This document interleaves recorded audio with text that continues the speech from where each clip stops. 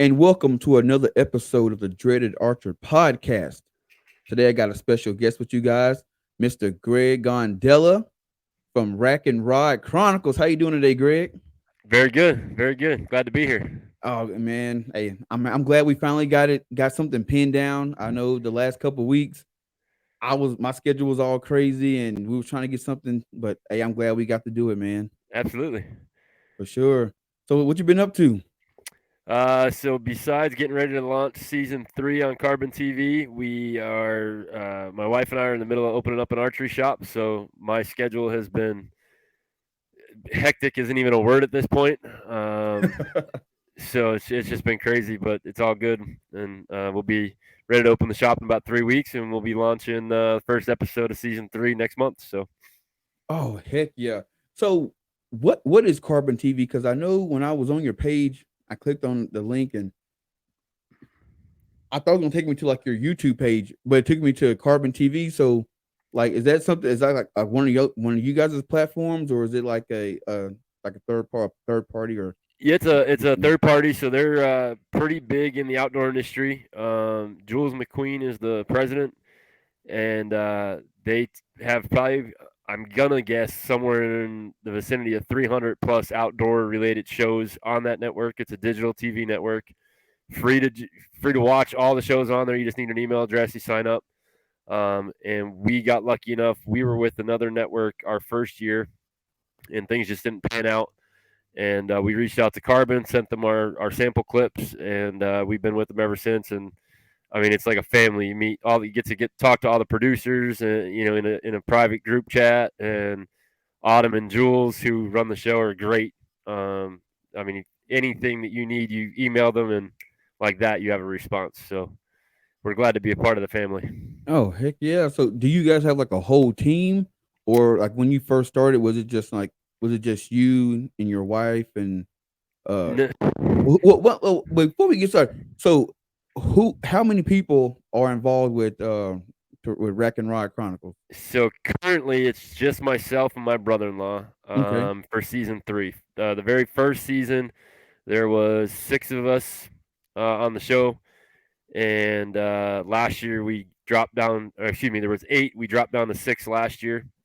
Um, and those guys, you'll still see them throughout different episodes, kind of special guests. So McKenna and Derek, who live out in Kansas, had a baby recently, and then Bethany, who is also from Kansas, is currently pregnant, and Rick, who is also from Pennsylvania. He's got a lot going on. He's got a very small child, 2 or 3 years old, and a lot going on. So you'll still see them, just not as much as they were on, in the previous seasons. Oh, okay.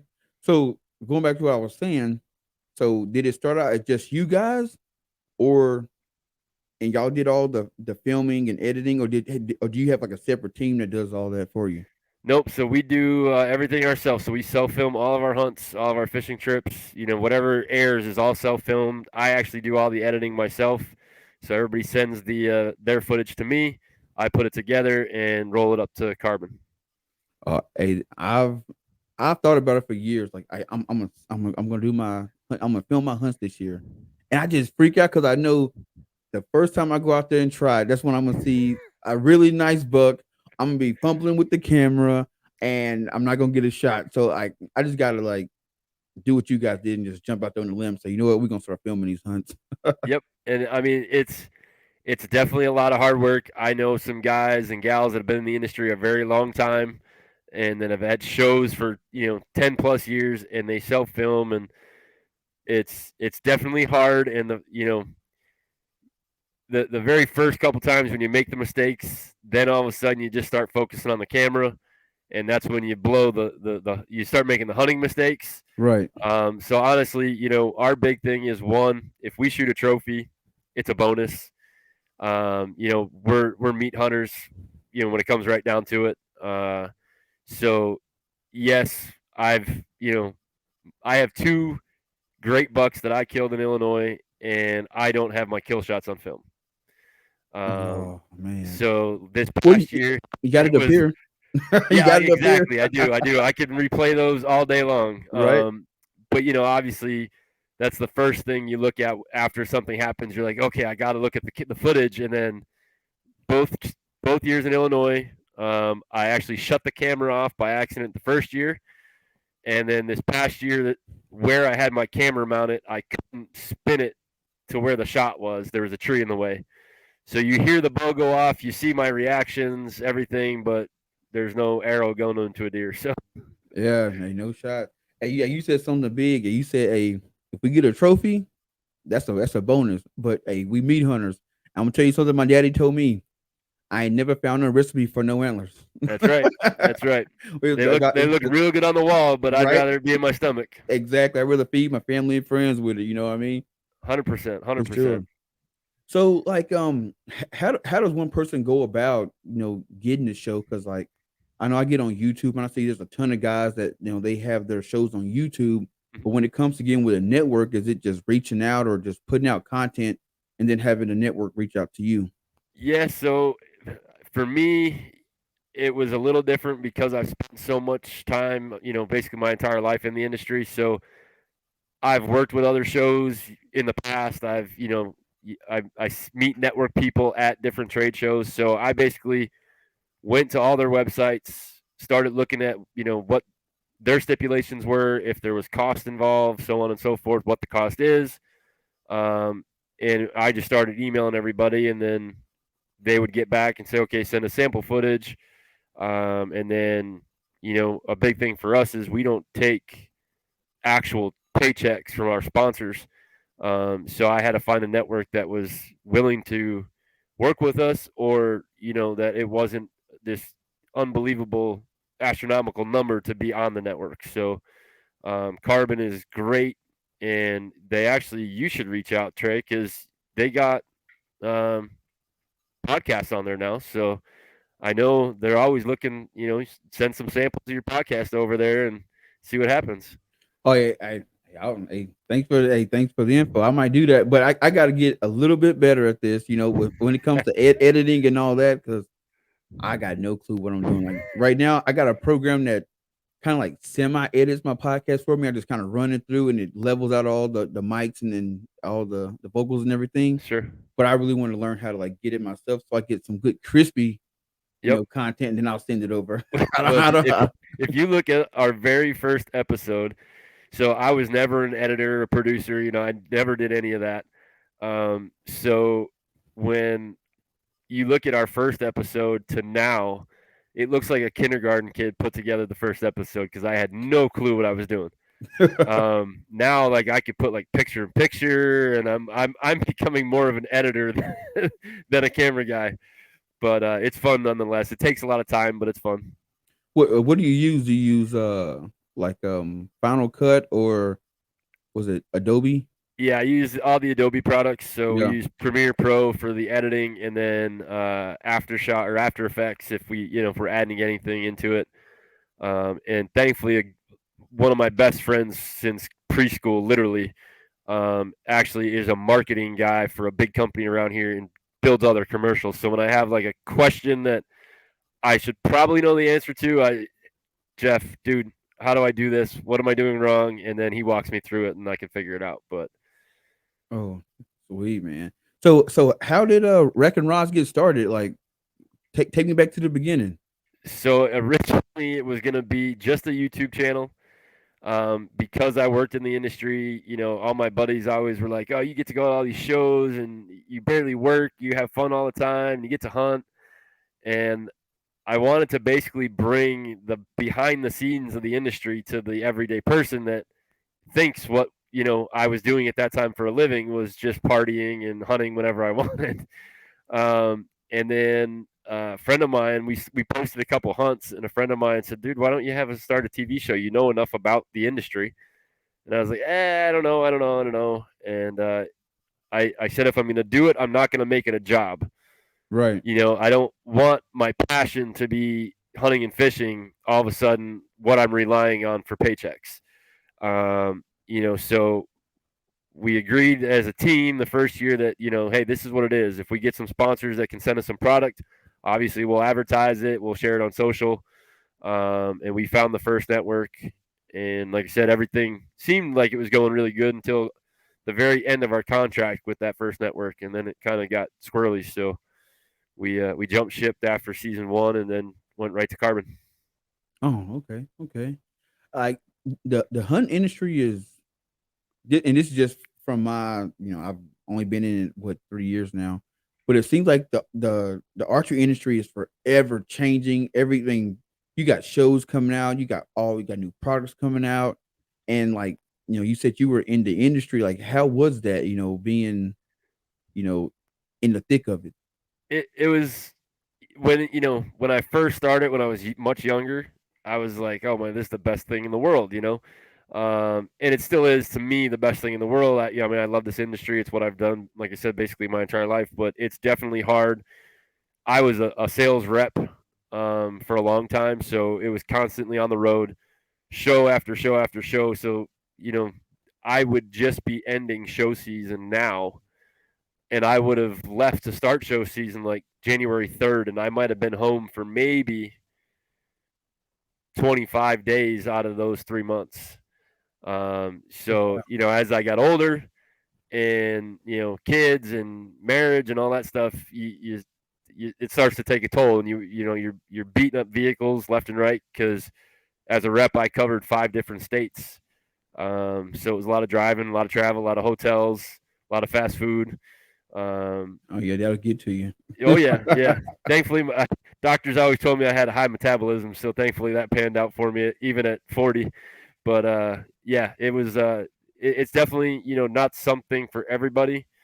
But the guys that are serious about hunting and fishing, and want the industry, want to be part of the industry, you know, something like this, having a podcast, our TV show, it's fun. It keeps the passion alive, and it's not a job. Yeah. I still have a day job, but the TV show, I get to have fun. I get to meet people. Uh, you know, hang out with you guys like you, and just people all over the industry that you normally wouldn't, just as having being employed in the industry. Oh yeah.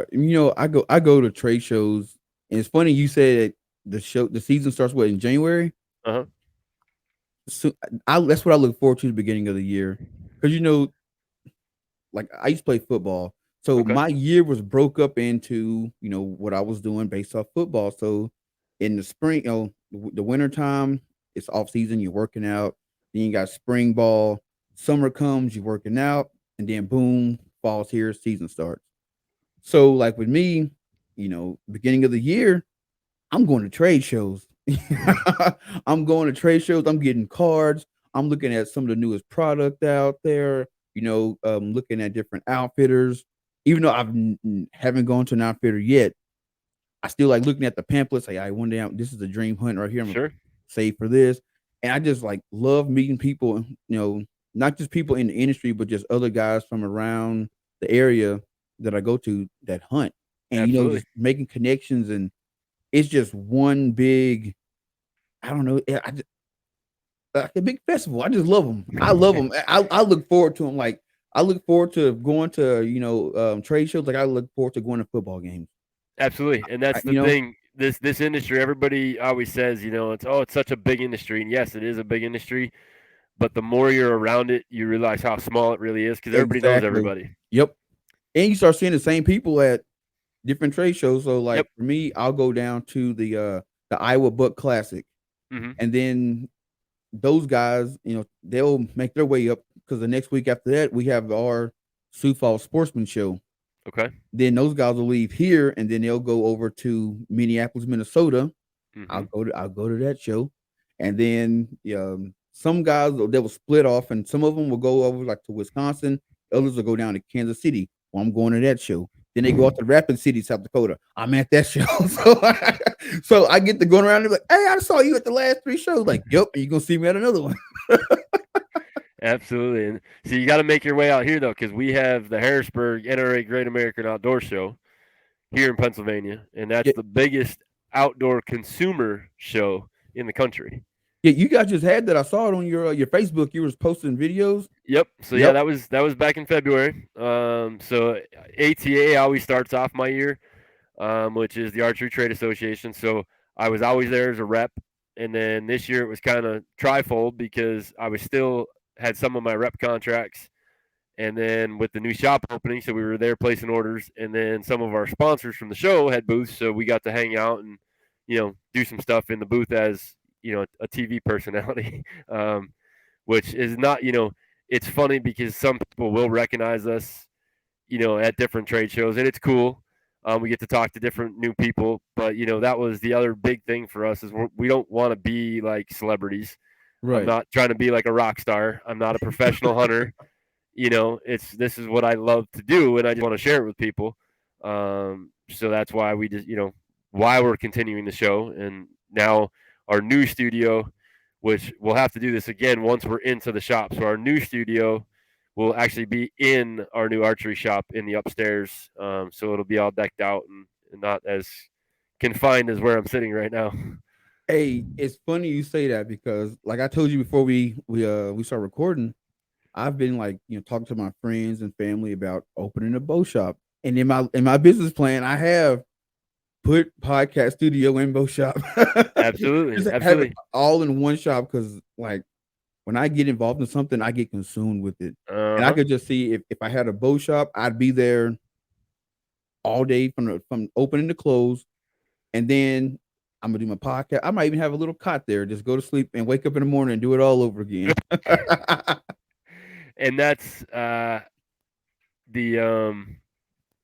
the big thing for down there was we want to be able to, because obviously most of the local folks in our area know that we have the show, and now they know about the shop. So we want to be able to do some live recording where when we're filming something for the show, let people come in and almost like a live studio audience, Yeah. and be part of the show, because we do that all the time. We tell all of our friends, if hey, if you got some footage of whether it's deer, bear, elk, waterfowl, predator, whatever, send it. As long as there's no f bombs being dropped and stuff like that, and it's clean and legal, we'll put it on the show, no problem.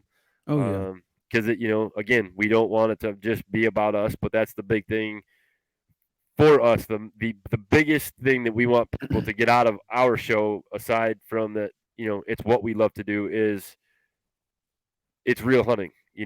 Right. I aired a goose hunt last year. I had 3 birds come 10 yards off my blind, and I missed 3 shots. And we aired it, and people loved it because it's like that's what happens to me. That I'm in the blind and I miss shots, and Yeah.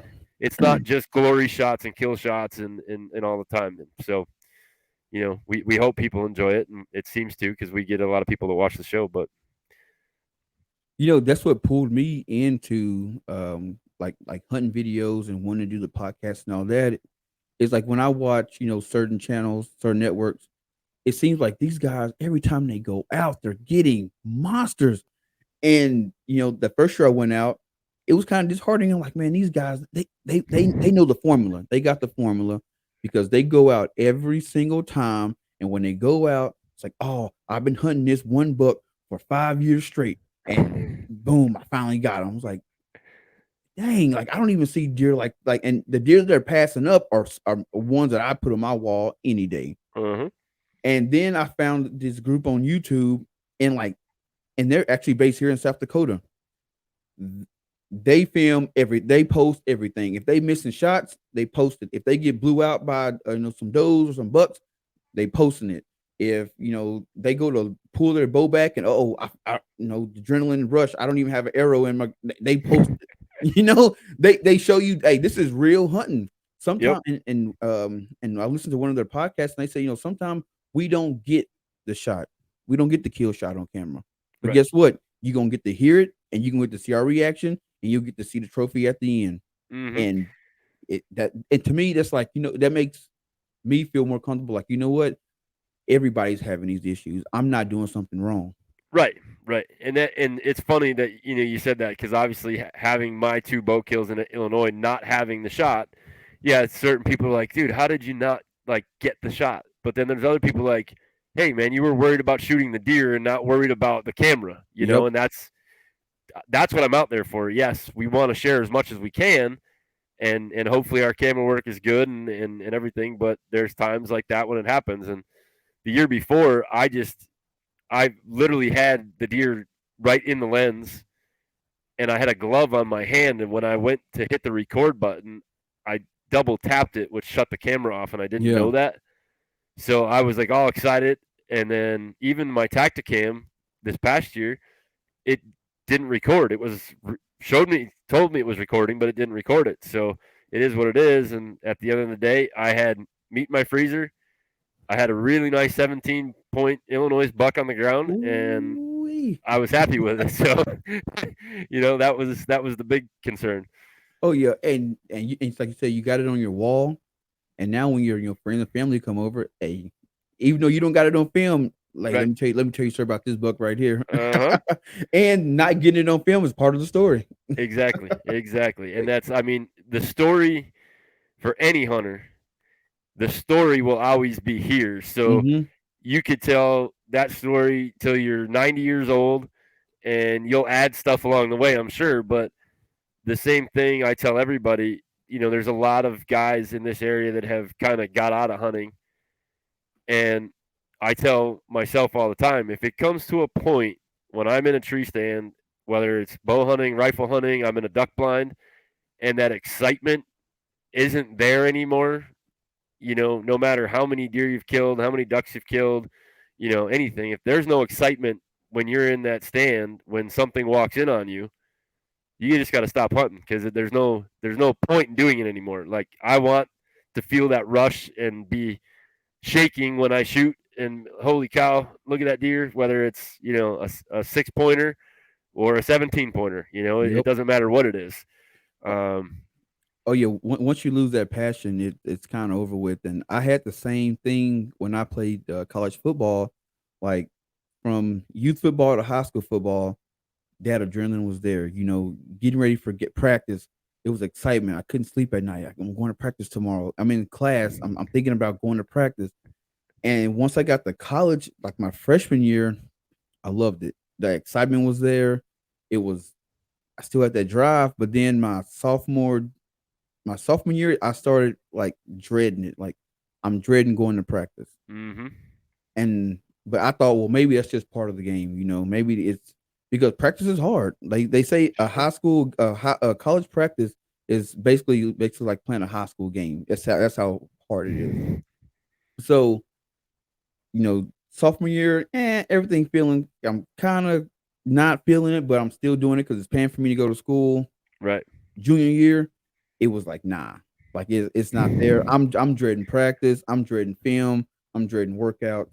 And it wasn't that I was not in shape or anything. Like I was in shape. I was getting it done. I just didn't want to be there. Right. And Right. then senior year, I was like, you know what, I'm done. Like actually, towards the end of the junior year, I was done. I just did it. I had to finish it because I don't want to quit. So I had Sure. to finish. And then end of the year, I'm like, you know what, I'm done. I'm done with this. It's not exciting anymore. Mm-hmm. And there's some guys that are in high school now that could use this scholarship that could come that want to play. They can have my spot. And you know, I was, had good grades. So I could end up getting academic scholarships, and I was like, you know what, coach, I'm done. Like, thanks for the opportunity, but I'm just gonna be a full time student, and like, and you hit the nail on the head. Once that passion is gone, just hang it up because it's just not worth it anymore. Exactly. Exactly. And that's it's anything. Just like, I mean, comparing it to that, like it's exactly the same as your football to hunting. I mean, it's the same thing. It's if you're not excited to get up in the morning at 2:30 and be out in the tree at 5, and why are you going out there if you have no excitement to even want to get up to do it?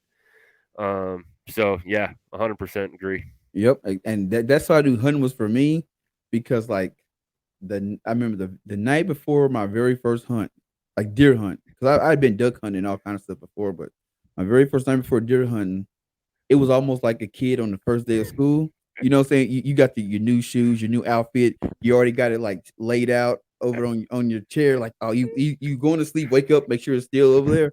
That's how I was. I was in bed and I'd wake up and it's only 12 o'clock. And go back to Yeah. sleep. Oh, it's only 1:30. Like Yep. I was excited to get out there, and I was like, "This is it. This is that passion that I was missing with football. I now found it with hunting, and Absolutely. like man, like that's why I really started the podcast and the Instagram pages. I know there's guys out there like me who played football, and once they got done, they were missing something. Sure. Like like almost kind of like a minor identity crisis. Like you've been playing football for so long, it's gone now. What do you do? Who am I? And I basically started this podcast to really let people know, hey, if you're a former athlete and you're looking for something to feel that passion, give archery a try, give hunting a try. Because I didn't initially go into to hunt. I initially just picked up archery because I went to a bow shop, picked up the guy sold me a bow, started shooting it, and it kind of gave me that little bit of little spark. Uh-huh. And then hunting is what lit the fire. Right. So I tell guys, hey, give it a try because it might be that spark you missing. And Mm. surprisingly, there's guys that I play with that they hit me up and say, dude, listen to your podcast. And I'm not shooting a bow because that just seems kind of hard, but I went and got me a rifle. I'm going out to hunt for the first time. I got some coworkers that's taking me out. I'm like, Yep. I'm like, dude, you gonna get the bug. I said, even if you don't harvest anything, I promise you gonna get the bug. Oh yeah. Oh yeah. And that's what it is. It's and the that like you said, I still lay my clothes out. My wife sometimes is like, "Why do you have to put them right there?" I'm like, yeah, I got when I get up, I just go get them. But that's what it is. I sure there's days where especially if I just came when I was still repping, I'd be on the road, and I'd come home and I'm okay. I'm hunting Friday and Saturday, and I'd be dead tired because I got home at like 11 o'clock at night. But you know what? Like clockwork, that alarm would go off, and boom, I'd be wide awake, like I'd slept all week, ready Yep. for this, Oh yeah, that and adrenaline hit you. yeah, and I love the feeling, and to catch it now on film, like I knew I kind of got goofy after I'd shoot a deer, like I'm shaking and I'm like, oh man, that's unbelievable. But now, like this past season in Illinois, when I killed Funky, which is the 17 pointer, um, my camera was running the whole time facing me, and like to see my face and my actions, and I'm like, man, that's why I do this, because I get like that. I look like an idiot, but I get like that. Right. Hey, but hey, that's raw emotion. It is there's no acting. You getting it all Right. 100% real. This is how I reacted when I shot this buck, Yep. that Yep. that 100%. and that to me is addicting because you take a person who's maybe never hunted and they watch your video and they see how you react, they like, man, that's what it's like. I might want to experience that. Yep. And Yep. And I mean, that's what got me watching and hunting shows and like, man, so you've had Cliff on, and Cliff, I mean, when I talked to Cliff, I mean, that's was his thing, was like the excitement he gets, yep, and that's awesome, especially for him. I mean, living in New York City, which is 2 hours from me, but I mean, there's a huge difference in topography in two right. hours. So, for I really hope he's gonna try to film taking the train to go hunt with his bow for turkey, and I'm really hoping that he makes that happen because I want to see that. When like first before I met Cliff, I'm not even going to lie. You could have asked me 1,000 times and like, are there hunters in New York? And I'd be like, no, nobody hunts in New York because I've only been in New York like I think once or twice, and my image of New York is downtown or like Manhattan Hmm. or Times Square. People going to work in the office, and I was like, there's no hunters out there. And then I Yep. meet Cliff, and I run across his page, and I'm like, this dude's in New York City. This dude's in New York City, and Yep. and then getting him on my show and him telling me about taking public transportation to go hunt. I'm like, man, like that's passion right there. Oh, That's that's, absolutely. that's passion because I know guys who they got public land 10 miles down the road and they like, oh, I don't want to go today. But this dude is taking the subway to go Yep. hunt. Like that's passion right there. Absolutely. Absolutely. And that's we focus a lot too with youth, on the show. So we do a big youth pheasant hunt every year. and that's been great. In both years now, we've had hunters who have never hunted. They've actually all been female because we do a giveaway. So we spin a wheel of names, and whoever gets picked, that's who wins. And the two females had never hunted, and both of them got to make their first kills. We had it all on camera, and I mean, they were ecstatic. They were like, they went from being super shy as we're walking through the fields and we're trying to get them all excited, and then all of a sudden they pull the trigger and that bird goes down, and they're like, can I hold it? And that's what it's all about. Watching our excitement go right from us to right to them. And that's about the only time that we don't actually self film. We have a couple friends of ours that come out and run some backup cameras just to make sure we get all the angles, but it's worth it, to have it for the kids. Oh, definitely, man. Like that's one thing that I want to do is I got some buddies that they just don't understand how I picked up hunting. And I want to get them out in the woods just one time, because I know if I get them once, Yep, they gonna come back. They gonna come back. absolutely. But so how did you get, I guess, introduced to the archery industry? You said you've been doing it basically almost your whole life. So how Yep. did you get into it? So the original, when I was a kid, my uncle is the one who got me into anything outdoors, whether it was hunting or fishing. When I was a kid, my dad never hunted, never fished, but my uncle did. And so he would take me out from the time I was probably 6. He would take me fishing. He made me learn how to use a fly rod before I could use a spinning rod. And then as I got older and was actually able to get my license, um, I don't know if it was him or maybe he talked my parents into get me like a bow, a little like the old Bear package bows. Yep. And I started shooting that in the backyard at hay bales. And then in my teens, I took a job with an outdoor shop local that did no hunting or fishing, but it was all anything other outdoor sports: rock climbing, kayaking, biking, skiing, snowboarding. And then from there, I went to Gander Mountain as a manager, and I always just kept shooting, and I would hunt a little bit with the bow. I was real big into rifle because rifle season's huge in PA. But the more I got comfortable with the bow, the more I wanted to go out because I knew that the pattern of the deer is they're more active during archery season than they are during rifle season. So I have a Right. better shot of shooting something. And then it went from there. So archery is definitely my number one tool. We still go out for rifle season if we have tags, but Right. my goal is I shouldn't say goal, my bucket list, and it will happen because it's not really a bucket list either. But I want to shoot a caribou in Alaska with a bow.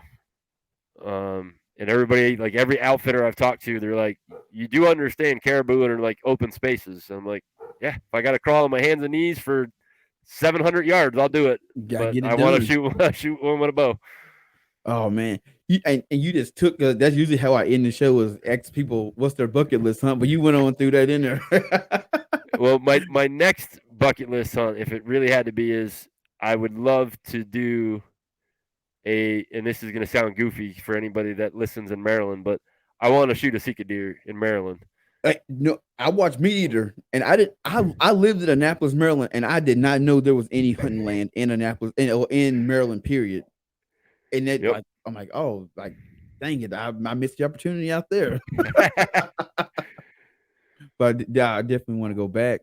So, like, how did you become a rep? You just kind of just from working in In the retail. industry. So Yep. I was actually working in a distributor, and one of the reps that called on the distributor was a good friend of mine, and I kind of saw some writing on the wall there that things were going south. So I said to him, "Hey, if you hear of any factories hiring, let me know." And the rep group that he worked for at the time called me and offered me a position, and I was with them for 4 years.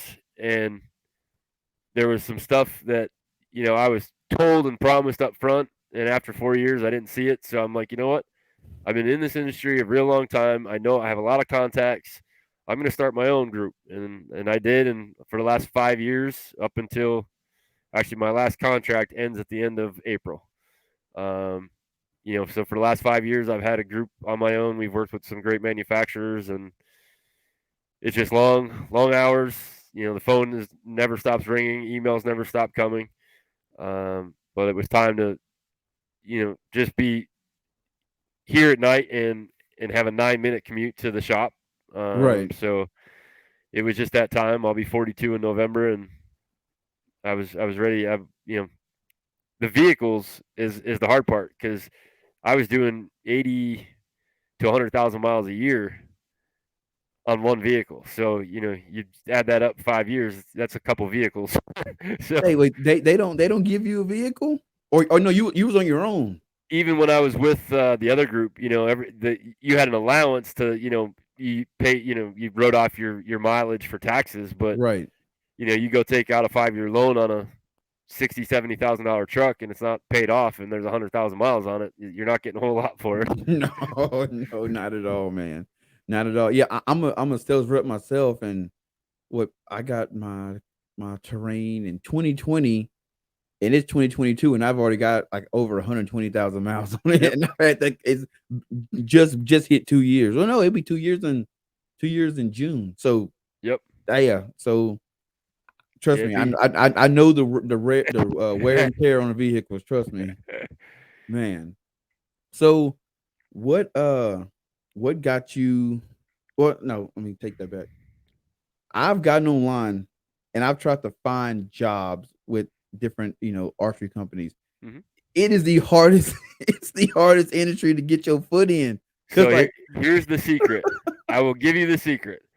And people ask me this all the time because obviously with the show, we wanted to find some sponsors, and you go to their websites and contact marketing, and you send an email, and that's all good. And granted, there will be some companies the only way you could talk to anybody is through email. right, But the way even when I started my own rep group, how am I going to get factories to work with me? If they don't know me already. right, So the thing I tell everybody, anybody that wants to get in this industry, is get on the phone. Don't stop sending emails because I could send an email to you to be one of our sponsors, but you don't. Before this, you didn't know who I was, so you could see the email and go, "Yep, somebody else looking for money." Delete. right, Where if I call you and give I market the show or I market myself, it's now I'm on the phone. So either you have to hang up on me or you're going to sit and listen. And then you say, okay, well, shoot me an email with your media kit or whatever. And literally, that is how, when we first started, that's how we got every single sponsor for our TV show. Some it took a little longer than others, and I'm not afraid to keep calling somebody on the phone.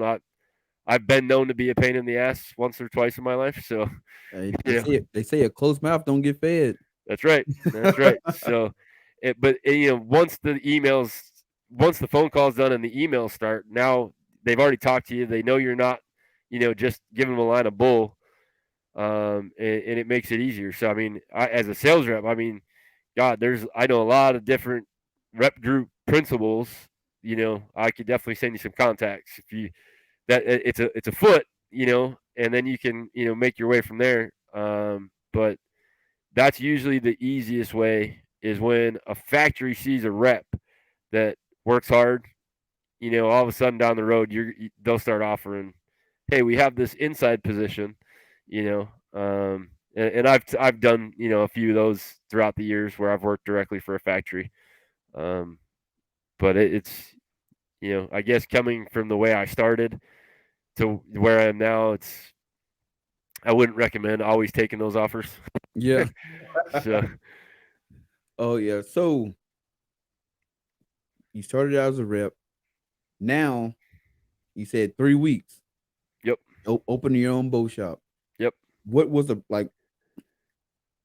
How did you make that decision? And you know what? I'm gonna go out on my own because I know that's one of the hardest things that with no matter what people are doing.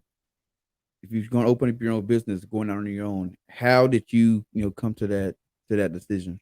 So it was not an easy decision by any means. So originally, I was going to buy one of my customer shops. Um, it just turned out there was, a lot that their building needed, that I wasn't willing to pay for after purchasing, everything else. Um, and at that point, I said to my wife, I said, we could go buy that and have headache after headache after headache because it wasn't ours. You know, I said, if you're on board, let's just go find a building and open our own shop. And she so the day to make this real, asymmetrical for everybody. So when I was dating my wife, when I first moved into her house, the day I moved in, I was let go from a position that I was in. Oh, man. So she was like all excited because her boyfriend's moving in the house, and then I have to be like, yeah, I just got fired. Um, so she's already like, oh my god, what is this? What did I just do? Right. What I get myself into. But after going the last 5 years and everything, she realized that there's definitely money to be made and whatnot. Um, so she was on board. We found a building, and the landlord has been awesome. So it was a build to suit uh, space, and that's kind of what I was looking for because I didn't want to have to rent a space and then have to completely retrofit it to what we need. Right. So literally the entire inside of our shop will be brand new. The range will be brand new, but it's definitely not for the faint of heart because we had to start writing our orders in January to get the deals. So you're like, okay, let's how much are we going to go with? And that's like once we hit that number, that's it. So we made a decision between the two of us that this was the monetary amount. And I wrote a check out and put it into our new business account and started writing orders. So the money goes out real fast, Oh but yeah. because we're not open, it's not coming in super fast Yeah. yet. So it's It go quick. yeah. So it's What it do? you hold your breath a little bit, your heart tightens up, but we have a lot of locals who have showed awesome support. Can't wait to be open and but yeah, it's the business plan. Business plan is key because whether you're going to go to a bank for money or hey, I'm betting on myself. I'm betting on red, and you take your own money. That money doesn't come back if you don't sell it. Right. So the business plan is there not just for banks and landlords or real estate people. It's there for you. That's your benchmark.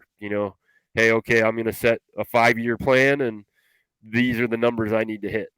Um, the good thing for us is our range is the longest indoor range in a 3.5 hour radius. Okay. So guys that want to come and shoot that don't want to just constantly shoot at 20 yards, they can come and shoot at our place.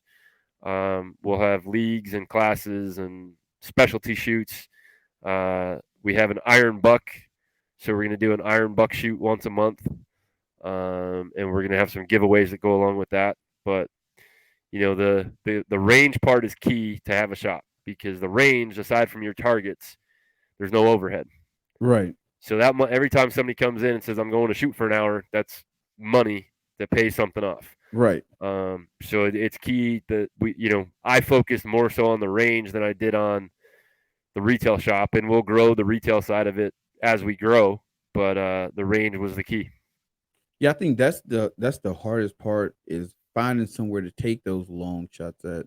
Mm-hmm. So having a long range is good because the range that I go to, their indoor range is only 20 yards, Yep. which when I first started that was cool. But if you want to shoot, 30, 40 and out, you got to go outside. Well, you trying to get sighted in at 40 yards and you start losing arrows. Start losing arrows. So I'd rather have something indoors. So that's pretty cool. How many archery ranges or archery shops are around you guys? So in there's 3 within under 20 miles. One of them is the one we were going to purchase, but they're the only ones with a full range per se. But they only go to 20, so we'll go to 30 in a straight line and about 38 at an angle. But we'll also be able to shoot out of a blind. You'll be able to shoot out of a saddle. You'll be able to shoot out of a tree stand, all on our range, and it's all indoors. So Out of a uh, saddle, way go back, roll back. You just kind of said that like you just said that like it was nothing. How you gonna make how you making that possible? so we actually partnered with Latitude Outdoors with their Mhm. saddles, and there's actually two steel girders that, unfortunately, like most indoor ranges, unless it's a pole building, you end up with some sort of beam in the way that you kind of have to move a target to one side or the other. Right. Well, this one happens to be just off enough that it won't block a full target, but I could strap a platform and a saddle to it, and you can hang off the beam because it'll hold about 10,000 pounds and shoot off of it. So Oh, that's we'll have demo saddles. So somebody that wants to get into saddle hunting, I got big into it last year, and now I'm like, oh man, Illinois is gonna be a game changer. I'm like running and gunning, um, but saddle hunting, it's not for everybody, but it's there's not many shops that I know of that you can go in and truly hang in a saddle. You could try them on, but to actually you know stand up on the platform, get settled, maybe shoot, or get the feeling of how you maneuver the bow. So we're excited about that as well.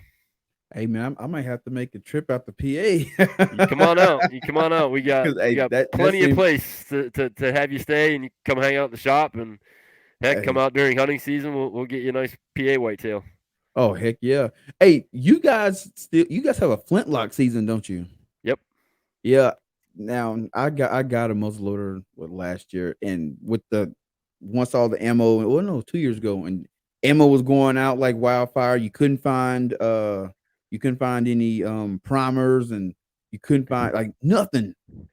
No, and that's the reason why I went to muzzleloader. I'm like, yo, just in case ammo, I can't find it. I got this muzzleloader. But then I think everybody else had the same idea. Right. You know, but I want to come out there and try a flintlock hunt. That seems like it'd be pretty cool. I don't flintlock hunt. My father-in-law does. My brother-in-laws do. I have just I don't know if it's a thing. Not that I flinch when I shoot, but when you pull the trigger on a flintlock muzzleloader, It's a delay, isn't it? the the guess of when the gun is actually going to fire, it's a little rough for me. So, but yeah, no, that's our late season, so that coincides with late season archery. So that's about the only time I will break out a crossbow. I have real bad shoulders, so late season, if it's super cold, I can't draw my bow. I'll take a Yeah. crossbow out for late season. Crossbow, that has been a huge topic of discussion here in South Dakota. You got you got three groups. And I think everywhere around the country you're gonna have three groups. You got your traditional archers and your compound people that's like, nah, it's not archery. Right, Then you got the people in the middle who say, crossbow is archery. It's a right, bow, part of it. And then you got people in that third section. And that's like, I really don't care. It's like if you're gonna use it, use it. If not, not do your own thing. sure. But I know here they want to add crossbow season to coincide with archery season. And oh dude, it was pretty bad. I mean, they ended up shooting it down, but just the more I talk to people around, the community, it's a matter of when, not if. It's like it's gonna happen. Right. It's just And a matter then of in time. PA, I mean, yeah, you have some younger guys that shoot it, but a lot of the guys that are using crossbows, and yes, it's, whether it's archery season, early season, or late season, you can use a crossbow, but most of the guys that I see using crossbows in PA are older in age, and, they've been a rifle hunter all their life. But, during our rifle season, it could get pretty darn cold and snowy. So those guys don't get to venture out as much, Right. or they're they're not retired, and they can only get out the 2 weekends for rifle season, so they started picking up crossbow because it gives them more time in the woods. And like my wife shoots a crossbow, she killed her first deer with it 2 years ago, and she shot her first vertical bow like a month and a half ago. um, but she'll continue to use the crossbow until she's ready to changed to the vertical bow, for Right. hunting. But in kids too, with in PA, I'm sure just like out in South Dakota, it's a certain poundage Yep. that a vertical bow has to be. And if it's a kid and you have a mentored season, give them a crossbow, get them in the woods, let them, they shoot something, whether it's crossbow, a vertical bow, a rifle, doesn't matter. They had the excitement of getting their first kill Yep. and putting meat on the table. So, yeah, there's guys that bash crossbows, and it is what it is. I mean, it's another tool that whether you have injury or age or hey, it's just freaking cold outside, and I'm not trying to draw back my 60-pound bow. Yeah. I can crank this when I get out of the truck and walk to the tree stand. So Yeah. I'm kind of in the middle. I'm like, if you are of got an injury or you're a little older, by all means, what I'm saying, do what you do. I really don't mind it. Like, yeah, you yeah, know. Now I know I don't want it to have its own to be I don't want it to be a part of archery season because gotcha. I don't want honestly I don't want, but I would prefer not to have, able-bodied people out in the woods and shooting Sure. crossbows and stuff, but it is what it is. If they say tomorrow, hey, crossbow's part of archery, guess what? I'm still gonna be in the woods with my vertical bow. I'm not gonna convert over, so I can Right, only right. worry about me. Sure, sure. But so you've been in the industry, archery industry, for like I said, most of your life. This is a question I've always wondered. Why do bow companies come out with a new bow every single year, and the bow they come out with is not much different than the bow they put out the year before? So I can't answer that 100%. So I mean, obviously, it's a marketing deal. Right. Um, it's it draws the excitement. So especially when it comes to consumers, whether you're a hunter and its equipment, or you're just an outdoor sports enthusiast, or a vehicle, or whatever. They come out with something new, and those guys and gals that have to have the top of the line, the best of the best. If it doesn't matter if they just bought a brand new whatever the year before, the new one is out, they go buy it. Right. Um, you know, most of the companies try to make some sort of, it's a different cam setup, it's a different, material for the risers. So Expedition is who we shoot on the show. So last year they had their X Series bows, which were phenomenal. They were Magnite, super lightweight, super strong. And this year they had trouble getting the Magnite. So this year they only have one X Series bow. It's a 37, and they went back to their MX series, which is the new 32 that they just came out with, and the Smoke, which is their limited edition bow. So I mean, it gave you a speed bow and then an all-around hunting bow that's completely different than any MX series bow they had. Plus, the MX has the new non-burger hole, so it accepts the Hamskia Epsilon that mounts inline. So everything Matthews did that you have to spend $1 billion to get, Yeah. most Yeah. companies have their own version of it, and you don't have Right. to spend $1 million.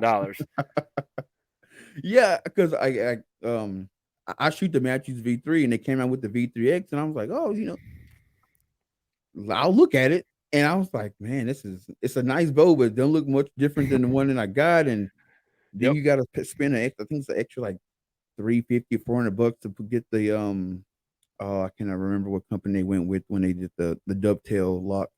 Yep. But So it's an Excel site with the QAD rest, and then if you want their inline quiver, the quiver's $250. yeah, you gonna spend when decking Man, out a Matthew, you're gonna spend just as much on your accessories than you are on your bow. absolutely. And But and I mean, I hold nothing against to people that shoot Matthews.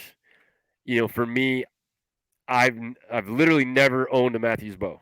Um, Whether it was throughout the years in the industry, or now having the show and having the shop, we are not a Matthews dealer.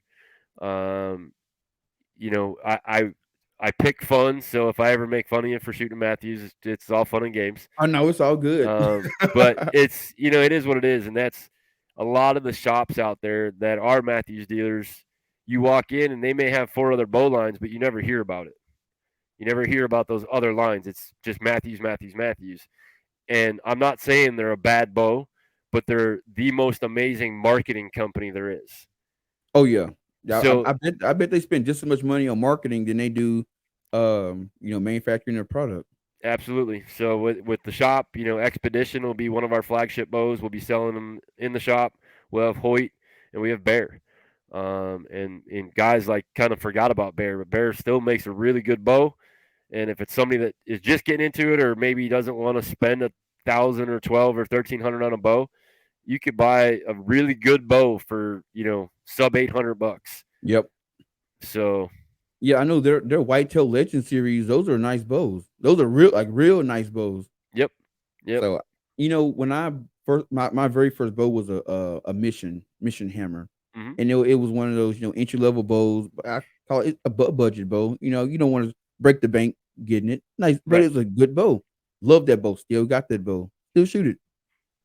But I wish that there were more archery shops around that when you go into them, because the ones around here, you go in, you buying it. You not shoot. We ain't got no test bows for you. right, If you want it, you buy it. If not, then you go somewhere else and shoot one and come back and buy it from me. right, right, right. But I wish there were more. I wish shops, and I guess it's me not knowing the industry, but I wish shops had like an array of bows. Like, hey, Yep, we got all the companies in house. Here's some test bows. They set it up for you and let you shoot it. Because although I like my Matthews, last year I went to the Total Archery Challenge, and there was a rep from Prime. hmm Prime. Now I'd heard of Prime, but I'd never seen one because I don't know if they're regional or if, I don't know. There's I think yeah, I don't know any Prime bows in Sioux Falls. But I might be overlooking it. But I got to hold that bow. They got to let me shoot that bow, and I'm like, man, uh-huh, I thought Matthews was the bee's knees, but right. I like this. I like this Prime, and And then that's he even let me shoot the quest. Their quest yep. line, and I like that bow. And And that's the so thing. yeah, It's like you said, obviously for a shop, it's super hard for like for me, for instance, just starting up. I had to kind of okay, we're gonna go with 3 companies, and right. we're gonna have a good mix. So entry level, high end. Um, but that was a thing that I needed to make sure of that when I ordered when I was putting my orders in that I looked at the list. Okay, I went top of the line across the board, and then I started picking through the middle and then the bottom end. But you walk into our shop, every bow's gonna have a D loop on it. It'll probably have a whisker biscuit. No peep. But the issue with so many shops, and this is coming from somebody where I would visit shops on a daily basis up and down the East Coast, they don't have the ability to go in and shoot something. So a sales guy who's only going to push a Matthews on somebody, oh, it's the best. You got to buy this, and you buy it, and sure, it feels all right, but then all of a sudden, like you just said, you went and shot a prime, and you're like, damn. Yep. So it comes down to the feeling every person has. Now, I never ever thought I would like the shooting of a Hoyt. We brought Hoyt in. I shot one of the bows at ATA, and I was like, damn, they've changed a lot over the years. Because I remember shooting old Hoyts and was like, yeah, I can't shoot this. Yeah. But I can honestly say, and it's not just, I mean, again, they don't give us money. They don't, any of that. We shoot their bows. Expedition has one of the best draw cycles in the industry, hands down. Now, they changed their grips this year, which I was happy about. Because the old grips, I mean, I love the shootability of the bow, but the grip, I didn't feel comfortable with the grip. Right.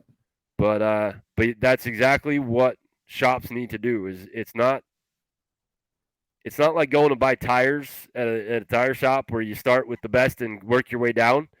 It's here, shoot this, here, shoot this, here, shoot this, and see what you like. Because no matter what, most shops make the same amount on every bow they sell anyway. You Yeah, know that, because the MSRPs are about the same. yeah, Yeah. and even the dealer cost. because now I get to, well, I've always seen it, but now I get to see it more. Yeah. You know, you might be off $5-6 between brands. The accessories is where a dealer makes their money. So Yep. it's, okay, hey, you want that bow? Great. Now let's look at some accessories. Now, you may start at the top and work your way down, but you don't need to do that with a bow. Let the customer feel it. Let them feel what it should feel like and where they feel comfortable. Because if you do that, well, now you have a customer for life because you didn't push something on them. Right. You let them make the decision. So, Yeah. I think the archery game to me, owning a shop is like you ever heard of the Gillette razor theory? I don't think so. All right, so Gillette razor, they will basically give you the handle, Uh-huh. you know. So they got a tons of different type of handles. They gonna make the same amount of money selling the handles, no matter which one they sell. Right. But they got it's the blades where they get you it's because it's an accessory. Sure. You got the handle, but you need that blade, and they make all their money. You go buy a package of Gillette razor blades. You gonna spend about $15-$20. That's where you make your money at. So I like when you said it's the accessories that automatically popped in my head. Like, Yep. oh, okay, I see. Because you go buy a bow, then you start adding them accessories. Now Sure. that's what we can play around with. Right. Because you can get a $20 sight, you can get a $500 sight. What you want to pay? I Right. got it.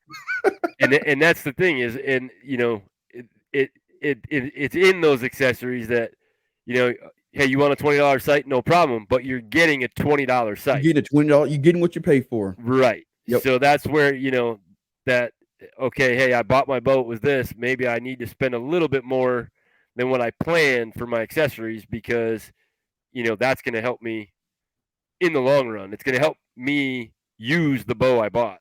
Yep. But yeah, no, totally agree. So yeah, but I never did hear that theory, but I do like it. Oh yeah. Hey, I'm a little bit of a penny pincher. So going into it, I'm like, I'm trying to get as cheap as I can. I already spent $500 on the bow, so I'm gonna try to keep my accessories under $100. And Right. guess what? I got exactly what I paid for. And probably about 3 months later, I was going in buying other stuff. I'm like, Yep. you know what? If I just bought this off the more expensive site, the more expensive release, the Yep. more expensive wrist, I now I'm out of more money because I got two of everything. Uh-huh. Yep. So yep, don't hesitate to spend that money. That's right. That's right. Oh, definitely, man. Yo, I'm so glad that we got to talk, man. This was great conversation. And like, even though this is my first time talking to you, I just want to let you know, hey, I'm rooting for you. I'm If I'm ever in PA and I need something done on my bow, I don't care if I'm 3-4 hours away. I'm driving to your shop. I appreciate it, man. I'm No, and coming this to you, man. And I know you don't. It might not mean much because you don't know me, but hey, I'm proud of you, man. You taking that leap, and you doing your thing, man. no, I appreciate it, and it does mean a very lot to me. So that's I'm glad that I was able to come on and do this because it's been great, and like I said, every podcast that we've ever done, we've become super close. We keep in contact with all the people, and I mean, like I said, you want to come out to PMA, man, you come out. Well, we got when all this stuff isn't here behind me. I got a nice big couch back here, fireplace, big TV. You can hang out and you come out and hunt. Come into the shop. Like you said, man, we'd love to have you out here. Oh yeah, put some backstrap on the grill, That's eat. right. That's right. That's right. Hey, and I think I love to eat. That's my thing. Hey, So hey, I perfect. got a hop at football. At the end of playing a football game, there ain't nothing to eat. But guess what? At the end of hunting, if you're successful, your belly gonna be full. That's right. That's right. Oh man, Greg. Hey, take the time to let the people know where they can find you. Shout out to social media, your networks, all that. Absolutely. So, Rack and Rod Chronicles, you can find us on Facebook, Instagram, and Carbon TV with the shop, which will be called High Tines Archery, Tines. We have Instagram, Facebook, and you can also find Rack and Rod on our YouTube channel. where we talk mainly just product stuff, but you could catch backlogs of the episodes that you might have missed on Carbon. Oh man, hey, I've subscribed to the YouTube, and now I'm gonna go and get on Carbon TV and watch some of the episodes and catch up. So hey, I appreciate it, man. you get some views from me. Sweet. Like I said, let's do this again sometime. Love to catch up again. Oh yeah, for sure, man. Hey, everybody that comes to my show, it's not a one time thing. If I don't hit you up and you like, hey man, I want to go on the show and talk about this, hit me up and be like, hey, you got some free time? I'm down. I got nothing but free time on my hands. Awesome. Definitely. But hey, Greg, I really appreciate you coming on tonight and talking to me, man. And I think I'm sure when you get done with this, you're going back to work on the shop. I am, and Yep. it's funny. So you're in Sioux Falls, right? I have to make this connection. Yep, I'm in Sioux Falls. So I was out there 6 years ago. So here's our connection. I landed in Sioux Falls and drove to Thunderstick Lodge in Chambersburg, South Dakota. Oh, Is it Chambersburg? no, Chamberlain. Chamberlain. There you go, Chamberlain, Yeah. South Dakota, and killed a bunch of pheasants out there. So now I have my connection. Right. Actually, I drive by that place all the time. Nice. Oh yeah. Hey, Nice. I've been here 6 years, and I think I've been pheasant hunting maybe like 3 or 4 times. I got to get back into it. And Well, I we got got a 2. plan. Here's our plan. So for 2023, you're gonna come down to B&D Outfitters with us in Illinois and shoot a big old Illinois whitetail in Pike County. It's called B&D Outfitters. B&D Outfitters. So Scott, who is a friend of ours, is the owner. He's originally from Pennsylvania, but we'll make it happen. We'll get out there. It'll be a little group hunt. Hey, I'm down for it, man. I'm always Awesome. down for it.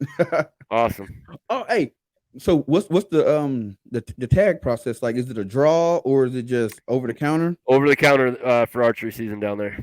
All right, cool. Hey, let's make it happen, man. Awesome. For sure. Well, Greg, like I said, I appreciate you coming on and talking to me. And hey, we got to do it again. Absolutely, I appreciate it. All right, no problem.